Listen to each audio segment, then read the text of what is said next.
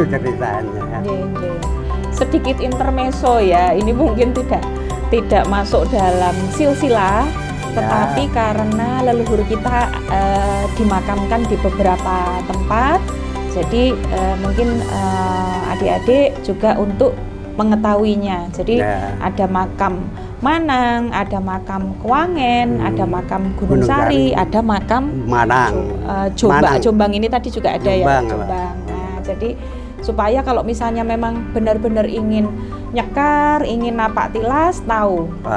Itu. Nah, kembali kepada keturunan dari Eyang Wirya Subroto dengan Eyang Suhur, di mana ini ada 6 putra-putrinya.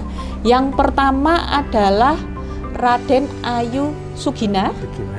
Yang kedua adalah Raden Mas Gito Sawego. Yang ketiga adalah Raden Ayu Sugiyarti. Keempat Raden Ayu Sugandinah. Kelima adalah Raden Mas Broto Subagyo. Keenam Raden Ayu Sugiyah. Nah, saya ingin tahu sebetulnya intermezzo lagi ya ini, karena sekali lagi ada yang bertanya, betulkah kita berdarah biru?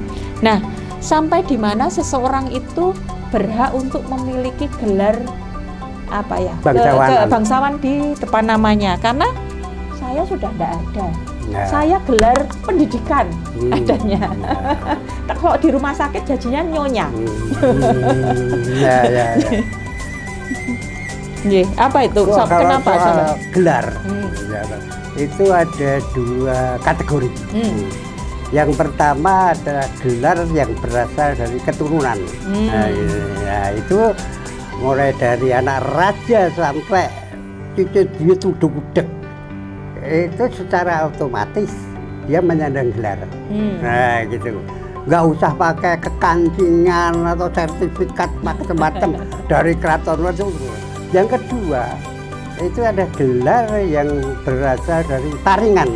Nah, paringan itu adalah hadiah dari raja kepada orang yang bukan keturunan bangsawan. Abdi dalem ya, dengan berbagai macam kepangkatan, itu terserah saja keraton itu mau memberikan gelar. Nah, sekarang soal gelar itu setiap dekade kerajaan itu memiliki aturan sendiri-sendiri yang berubah-ubah.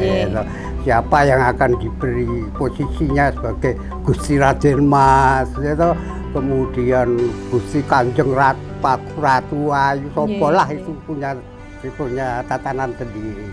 Ya, seperti contohnya yang Suryabroto pertama. Dulu beliau hanya memperoleh gelar yang namanya Gusti Pangeran Haryo. Ya, karena posisi yang Suryabroto itu dulu adalah sebenarnya adalah calon PB6. Ya, calon PB6. Kenapa? Nah, dulu antara yang Jiwabroto dengan yang Suryokusumo itu sama-sama mengandung.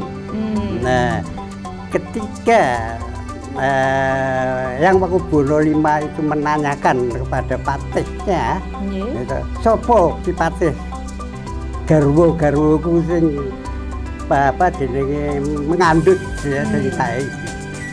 Akhirnya patih itu keliling keraton dan menemukan fakta bahwa dan melaporkan bahwa yang paling sepuh kandungannya adalah Raden Ayu Jiwabroto. Ya, kemudian yang kedua baru yang jenis sekarang yang jadi PB6 gitu. Nah, gitu. Nah, tapi alam semesta berbicara lain. Nah, gitu loh. Ternyata yang Suryabroto itu lahirnya 11-12 bulan. Nah, ini jadi yang lahir lebih dulu ini yang akhirnya menjadi PB6. Lama ya, mengandungnya 12 bulan, umumnya kan 9. Nah, tapi ada cerita dari nenek. Mengapa kok sampai 12 bulan? Lah ini yang Sosrokusumo yang mengandung PB6 itu adalah saudara atau anaknya Patih. Gitu loh. Nah pada waktu itu katanya yang di Wobrowto itu kowe tak wenehi susuran, ayo gitu susur. Ternyata menghambat kelahiran. Itu klinik zaman dulu. Iya. Yang susah pembuktiannya. Terus cerita saja. Intermezzo. Iya. Nah makanya kembali ke ini tadi, mungkin anak cucu tidak mendapatkan gelar karena ya masih. Sebab pada versi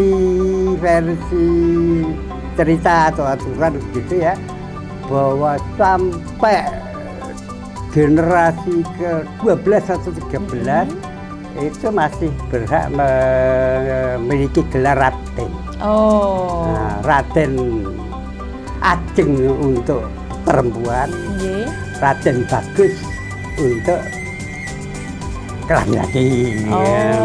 Nek urung kawin, nek wis duwe bojo ya Raden karo Raden Ayu. Makanya kalau zaman dulu itu kalau misalnya kita bepergian kan sering disebut Denajeng. Nah, sekarang kan kalau misalnya orang tua kita disebutnya, misalnya kita pergi ke pasar ya, Denayu badhe mundhut menapa, Denayu mau beli apa. Di Manang gitu saja masih seperti itu kalau. Karena gitu. Baik, kita mulai satu persatu ya, mulai dari putra nomor 1 sampai dengan putra nomor 6 itu anak turunnya siapa saja. Mulai dari yang nomor 1, Raden Ayu Sugina itu mempunyai satu putri. Hanya satu putri yang bernama Maridinah. Nah, karena menikah dengan orang Belanda dengan nama belakangnya adalah Van Kaspel, makanya menjadi Maridinah Van Kaspel. Ini kalau untuk yang nomor 1, 2, 3, 4, 5 ini sudah almarhum semua. Nah, ini untuk yang putra-putranya ada yang masih sugeng, ada yang sudah almarhum. Nah, Bu Maridinah ini saya memanggilnya adalah Bude Din, panggilannya kepada beliau. Nah, beliau sudah almarhum juga. Nah, kita itu kadang-kadang hilang jejaknya adalah di putra dan cucu. Ya, kalau Bu Dedin, nah mungkin ini sambil tidak ada tulisannya karena nanti tambah panjang, tetapi mungkin sambil ngobrol aja ya. Cerita aja. Bu Dedin kagungan putra putri 4. Nah, di bawah sini ya, di bawahnya Bu Dedin ini ada urutannya berarti.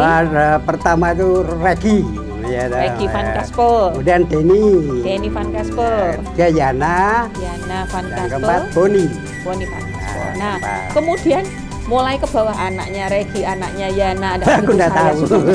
Saya udah tahu angkat tangan. Apalagi nanti tambah kalau anaknya Regi namanya Marte. Karena habis ketemu.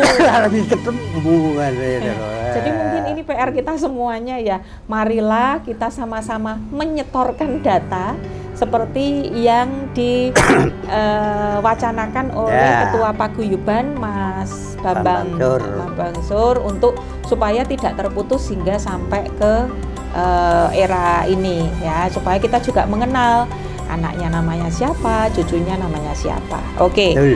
Jadi ini kalau misalnya Mas Regi menonton video ini, jangan lupa ya Mas, bikin list.